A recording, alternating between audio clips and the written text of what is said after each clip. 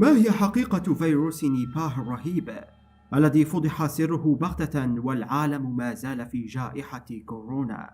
ما هو السبب وراء التعتيم الإعلامي عنه؟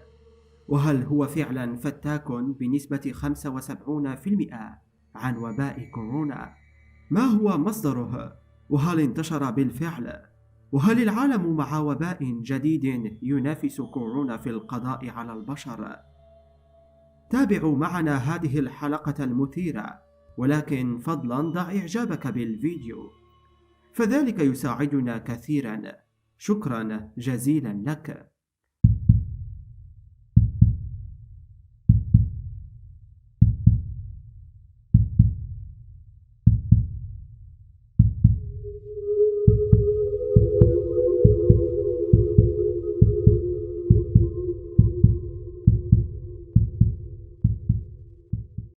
بسم الله والصلاة والسلام على رسول الله.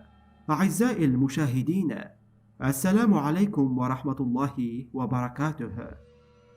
منذ بدء الخليقة والإنسان في حرب أزلية مع الفيروسات، فهو عدوه الأول الذي لا يراه بعينه المجردة. لطالما حاربها وابتكر الأمصال والعلاجات التي لها القدرة على الفتك بها، إلا أن تلك الفيروسات ما انفكت تقاوم بسلالات جديدة أكثر فتكا من سابقتها. ومنذ بداية عام 2020 وحتى يومنا هذا، ما زال الإنسان يعاني من ويلات وباء كورونا الرهيب الذي انتشر كالنار في الهشيم. فلم تكد شركات الدواء تزف بشرى إنتاج الدواء، حتى فوجئ العالم بالإعلان عن سلالة متحورة أكثر قوة ومقاومة للقاح، بل وأكثر قدرة على الانتشار بنسبة 75% من سلفه. وإلى اليوم ما زال العالم يحارب بكل طاقاته لتقليل انتشار الفيروس المميت بين البشر، ولكن بلا جدوى. فمعدلات الإصابات بالملايين في الدول، وكل محاولات الاحتواء باءت بالفشل. والأخطر هو قدرة الفيروس الخارقة على التحور المستمر، وهو ما يجعل مقاومته بالغة الصعوبة.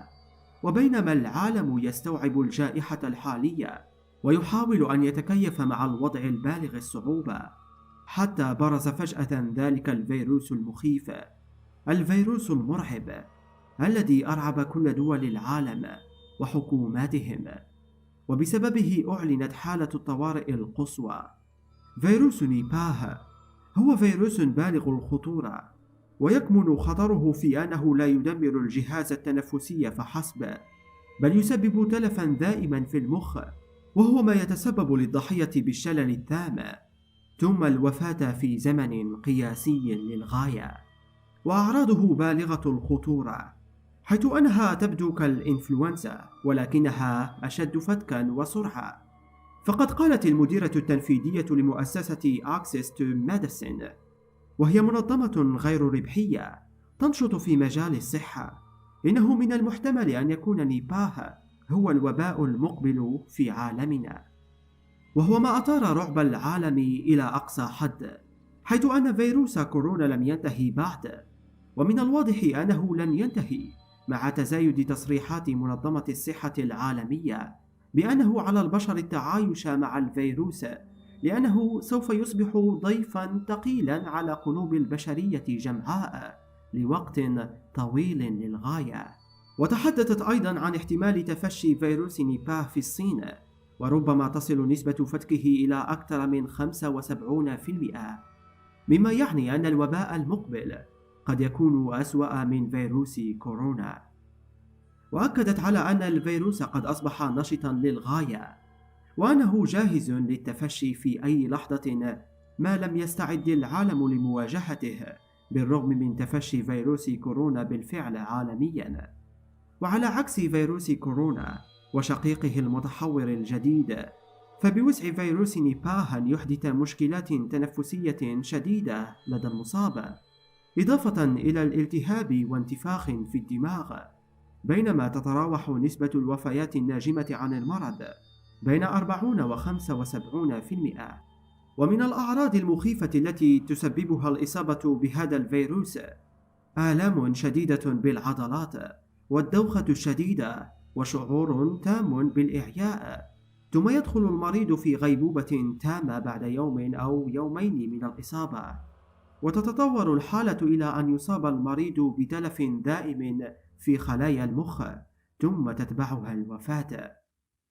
أما عن الحالات القليلة للغاية والتي تعافت من ذلك المرض الفتاك، فلم تخرج سالمة، بل عانت من تلف دائم في الجهاز العصبي وفي وظائف المخ، وانتابتهم نوبات مزمنة في الهيجان الشديد، بل وقد سجل عدد منهم تغييرا كاملا في شخصية الإنسان بما يشبه حالات التوحد، وهو ما يؤكد على تلف المخ عندهم ولو بشكل جزئي. أما عن ذلك الفيروس المخيف، فقد قال أغلب علماء الفيروسات بأن مصدره هو الخفاش، وبالأخص خفاش الفاكهة، وهو ما يتشابه إلى حد كبير مع فيروس كورونا.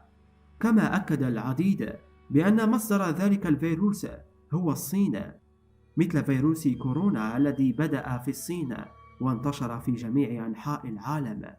ومن المعلومات المتوفرة عنه، ففترة حضانته تتراوح بين 4 إلى 14 يوما، وهو ما يجعله أسرع بكثير من فيروس كورونا من حيث ظهور أعراض المرض إلى وصول المرض إلى مستوى حرج للغاية، وخصوصا وأن ذلك الفيروس المخيف لا علاج له ولا تجدي معه نفعا أي وسائل دفاعية للتخفيف عن الأعراض. باختصار شديد، نحن جميعا بلا أي دفاعات ممكنة ضدها. على الأقل كان فيروس كورونا بكل خطورته عندما يهاجم الأجساد البشرية، فإن نسبة كبيرة من البشر قادرة على مقاومته مناعيا، وحتى شقيقه المتحور ما زال تحت سيطرة المناعة لدى البشر بالرغم من قوته الشديدة.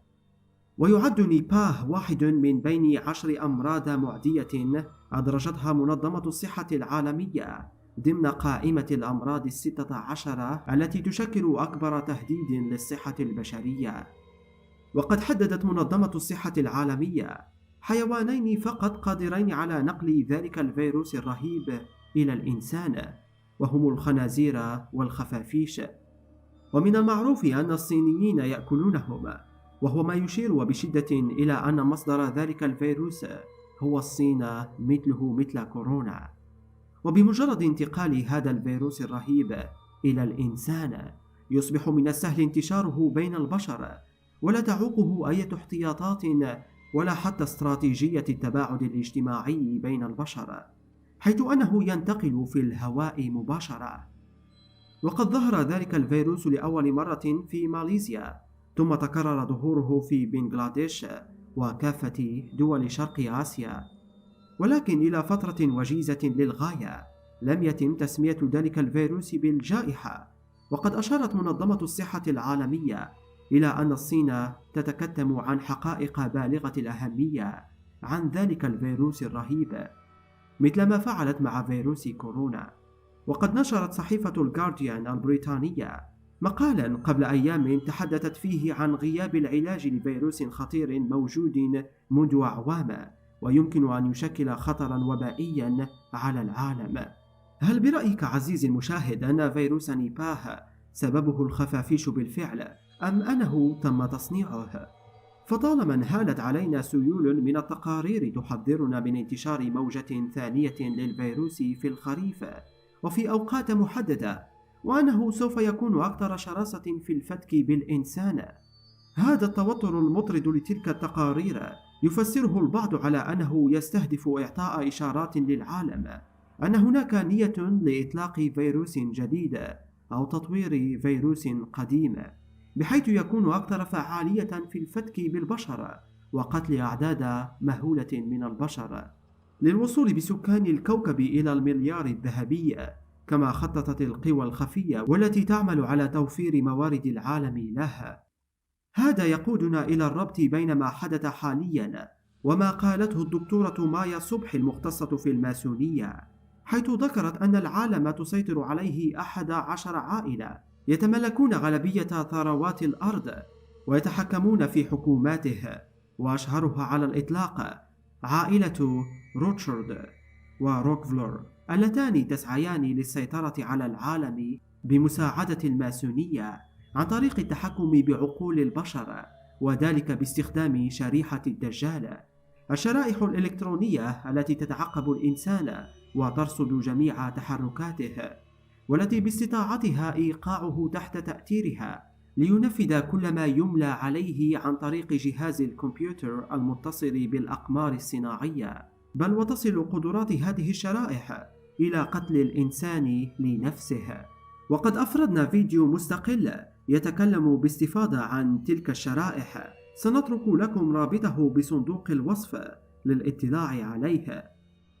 ومن بين ما صرحت به الدكتورة مايا صبحي بأن العالم الحديث تقدم كثيرا وأصبح يمثل خطرا على الدول النامية المتخلفة من وجهة نظرهم، وأنه يدبر حاليا للقيام بحرب عالمية ثالثة يقضي بها على أكبر عدد ممكن من سكان الأرض ممن يمثلون عبئا عليهم، حيث أنهم يستهلكون الموارد التي برأيهم لا يستحقها هؤلاء المتخلفون على حد قولهم، وأن تلك الموارد هي حق للصفوة، حق للمليار الذهبي. ومن الأسلحة التي يحاربون بها العالم الثالث خصوصا الدول المسلمة وبعض الدول التي يكنون لها العداء غاز الكامتريل، والذي من خلاله يتحكمون بالجو والأمطار والعواصف والأعاصير، إلى درجة تحميلها لفيروسات مصنعة لتمثل حربا بيولوجية على البشرية. قد أفردنا فيديو مستقل عن غاز الكامتريل، تجده عزيزي المشاهد في صندوق الوصف.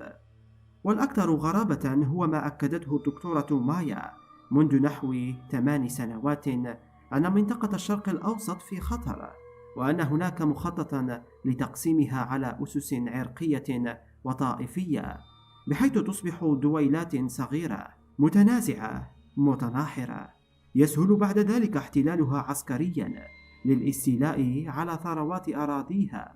فمنطقة الشرق الأوسط تعد بالنسبة لهم سلة غذاء. فما هو رأيك عزيزي المشاهد؟ هل العالم الآن على أعقاب فيروس جديد أكثر وأشد فتكا من فيروس كورونا؟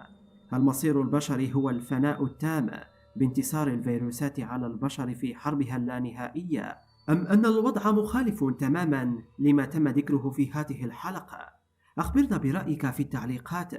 جميع الحقوق محفوظة لقناة إكس فايلز. عزيزي متابع قناة إكس فايلز، لا تنسى الإعجاب بالفيديو والاشتراك بالقناة، وأخبرنا برأيك في التعليقات. أيضا لا تنسى مشاهدة هذه الفيديوهات المميزة وتلك الموجودة في وصف الفيديو تشجيعا لنا على نشر المزيد من الفيديوهات بإذن الله تعالى. شكرا على حسن المتابعة، إلى اللقاء.